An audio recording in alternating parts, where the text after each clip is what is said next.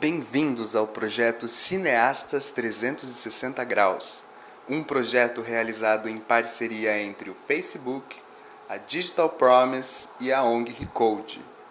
Às vezes nós nos esquecemos, mas a fonte de conhecimento do mundo não está só nos livros, também está nas pessoas. E não só as pessoas que fizeram faculdade, fizeram grandes feitos, mas também nós podemos aprender com qualquer pessoa, afinal, todo mundo passou por uma vida cheia de aprendizados.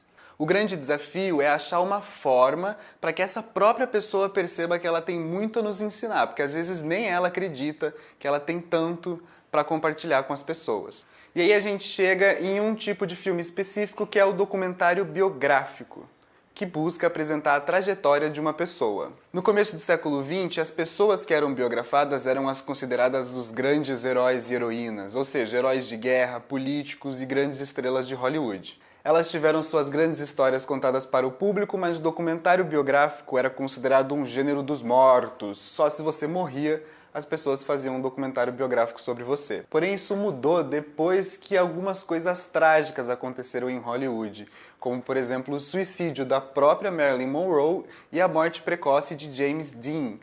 Antes dessas mortes, a imprensa não divulgava os podres das celebridades. Elas só serviam para endeusar e não abordar o seu lado um pouco complicado.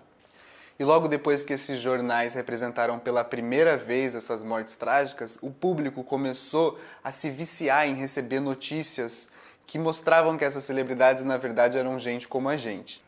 Com as celebridades reveladas gente como a gente, o próprio cinema documentário começou a se interessar por vidas comuns. Assim, o universo de temáticas do filme biográfico foi ampliado, né? E com filmes como Istamira, nós pudemos nos aproximar de pessoas singulares que viviam em condições extremas, né? Como é o caso desse documentário brasileiro que mostra uma mulher que vive num lixão e tem uma vida poética e filosófica muito intensa. Já Villages Visages nos mostram paisagens e as pessoas que estão implicadas nessas paisagens, ou seja, eles mostram um lugar, pegam uma vida de uma pessoa que tem uma relação muito intensa com aquele lugar e eles estampavam o rosto dessa pessoa na própria paisagem, mostrando que os lugares são feitos também pelas pessoas que habitam neles. Há diferentes formas de contar sobre a vida de alguém.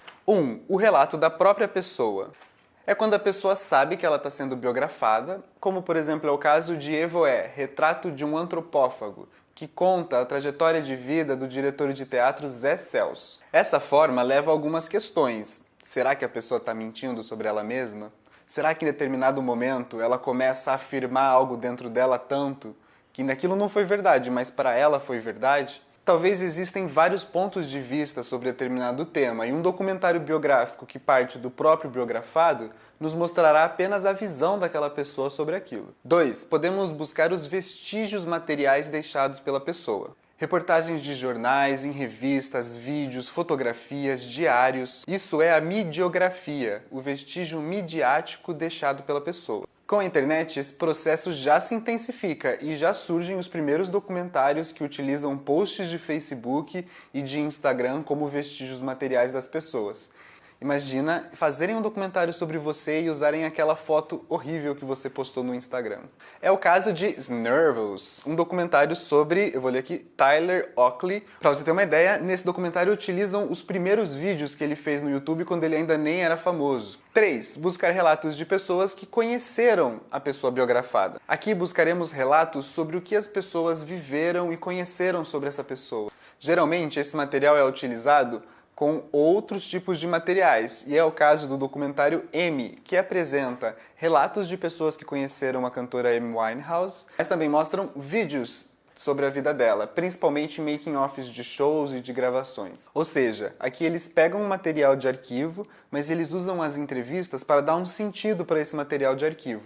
E muitas vezes as entrevistas viram o que a gente chama de voz off, ou seja, nem aparece a pessoa que está falando, mas essa voz entra para conduzir outras imagens de arquivo. E 4. Uma outra forma de fazermos um documentário biográfico é acompanhar uma pessoa fazendo algo que geralmente transforme essa pessoa. É o caso de O Processo, documentário que acompanha Dilma Rousseff enquanto ela sofria o processo de impeachment. Essas são algumas formas de fazer filme de cinema documentário E é muito importante conhecê-las porque, afinal, você não quer fazer algo sem saber direito o que você está fazendo, né? Então, presta atenção no que você está fazendo. Assiste alguns filmes de documentário biográfico e mande muito bem no vídeo que você vai entregar para o projeto Cineastas 360 Graus. Boa sorte!